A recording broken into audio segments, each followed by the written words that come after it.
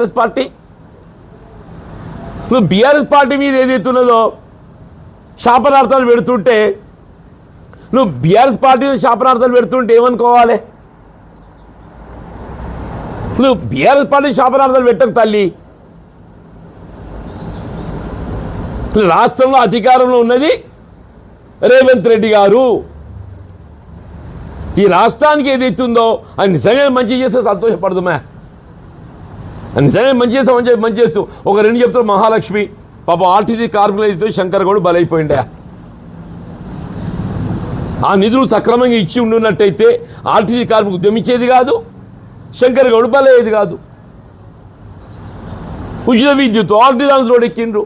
ఇక నేను ఉన్నదేందే, ఇక నేను ఉన్నదేంది అంటున్నా. ఫీజు రియంబర్స్మెంట్ 10,000 కోట్లు కోర్టు మొట్టిగా లేచింది ఫీజు రియంబర్స్మెంట్ సంబంధించి. ఇవాళ బలహీన వర్గాల 40% రిజర్వేషన్ అట్టే వేయింది. అది వేయింది, నేను నామినేషన్కి వచ్చింది. ఇప్పుడు కేవలం సింగిల్ విండో నామినేషన్ చెప్పి నిన్న క్యాబినెట్ నిర్ణయం అయిందంట, ఏదో చర్చ అయిందంట. మరి స్థానిక సంస్థలు కూడా నామినేట్ చేస్తా అంటాడు. ఇది కూడా తెలియదు, కథ తెలియదు ఎవరికనే. ఇప్పుడు నిన్నటి దాకా ఏం నడిచింది? సింగిల్ విండో నామినేషన్ అని చెప్పి చర్చ అయిందా? ఇంకా దాన్ని ఏమైనా కానూన్ దొరుకుతో చూస్తారు. స్థానిక సంస్థలు కూడా ఎన్నికలు పోకుంటే నామినేట్ చేయవచ్చా? అట్లుంది పరిస్థితి అని చెప్పి అంటున్నా. దాన్ని అడ్డుకునే ప్రయత్నం చేద్దామమ్మా అంటున్నా నేను. కేసీఆర్ గారి ఉద్యమ స్ఫూర్తితోనే ఇవాళ మీరు నాయకురాలిగా ఎదిగొచ్చిండ్రు. కేసీఆర్ గారి ఉద్యమ స్ఫూర్తితోనే ఏదైతుందో మీరు నాయకురాలిగా ఎదిగొచ్చిండ్రు. మరి ఈ స్థాయి వచ్చిందంటే అది కేవలం కేసీఆర్ గారి యొక్క ఉద్యమ స్ఫూర్తి అంటున్నాను. దాన్ని కేసీఆర్ గారు మరింత గొప్ప నాయకుడు నిలబెట్టే విధంగా ప్రయత్నం చేద్దాం. కేసీఆర్ గారు మరింత గొప్ప నాయకుడు నిలబెట్టే ప్రయత్నం చేద్దామని చెప్పంటున్నాను.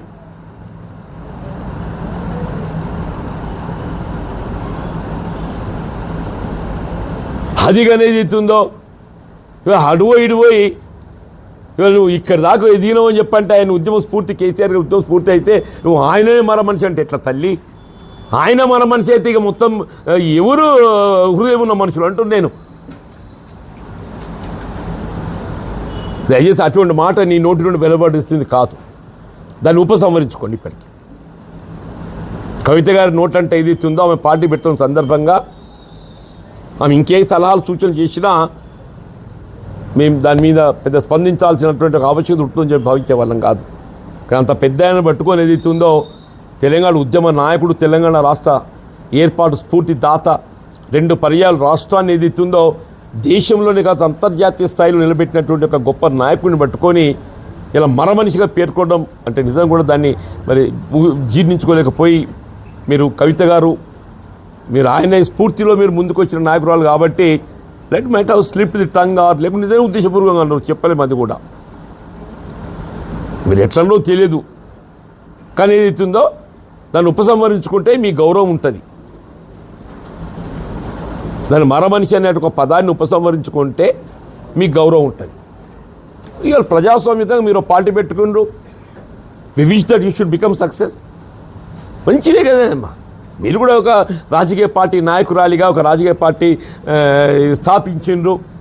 మీరు కూడా సక్సెస్ కావాలని కోరుకు తప్పేంటి దాంట్లో. ఆ ఎదుగుదల ఏదైతుందో ఈ